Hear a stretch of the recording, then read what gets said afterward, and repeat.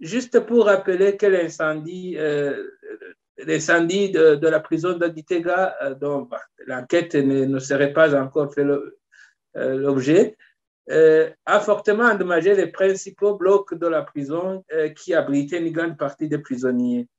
Mais entre-temps, les prisonniers ont été installés dans les tentes pouvant abriter chacune 16 détenus, alors qu'une tonnelle est conçue normalement pour abriter 4 détenus. Vous constatez alors qu'il y a un surpeuplement dans les tonnelles. Au cours de cette période pluvieuse, les eaux de pluie inondent les tonnelles et les matériels de couchage sont mouillés de temps en temps. Les prisonniers se retrouvent en plein air sans aucune protection contre le froid.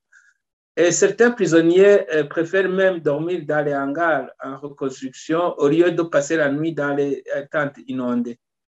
Akat Burundi regrette aussi le mépris envers les victimes affiché par la direction de la prison de Gitega lorsqu'elle refuse à leurs familles de rendre visite à leurs proches, surtout les prisonniers politiques, arguant que c'est dans l'objectif d'éviter la propagation du coronavirus, alors que le personnel pénitentiaire, lui, sort et entre dans la prison sans observer aucune mesure barrière. Mais ce qui nous préoccupe encore plus, ce sont les familles des prisonniers condamnés pour participation au putsch manqué du 13 mai 2015, parce que pour eux, ils n'ont même pas le droit de connaître la situation de leurs proches en détention, étant donné qu'ils ne peuvent pas les voir, même à distance, au moment où les autres prisonniers sont autorisés de se montrer à leur famille lorsque celles-ci viennent se rassurer que les proches sont encore en vie. Et les détenus ne sont même pas autorisés de posséder des téléphones dans la prison. Vous savez que c'est une interdiction qui est là. Et la communication avec la famille devient totalement impossible. Il s'agit en fait d'une violation flagrante des textes nationaux et internationaux régissant des établissements pénitentiaires. Akat Burundi voudrait, à travers cette déclaration, attirer l'attention des autorités du Burundi habilitées sur le risque de dégradation de la santé physique et psychologique des survivants de la prison de Gitega. Par manque d'éclairage et au regard de l'effectif élevé des prisonniers, dépassant largement la capacité d'accueil. L'hygiène dans la prison n'est plus observée, surtout pendant la nuit, lors des déplacements dans les lieux d'aisance notamment.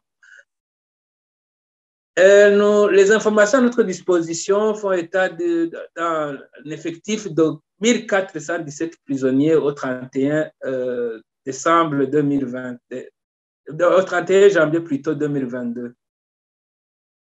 De tout ce qui précède, Akat Burundi recommande aux autorités habilitées, surtout le ministère de la Justice qui a en charge l'établissement pénitentiaire, d'accélérer la réhabilitation de la prison de Gitega pour améliorer les conditions de détention et privilégier la prison de Gitega dans le processus de libération des prisonniers conformément aux mesures de grâce présidentielle et assurer la prise en charge psychologique pour les prisonniers en état de besoin et garantir les droits des détenus équitablement, notamment l'accès aux visites et aux soins de santé.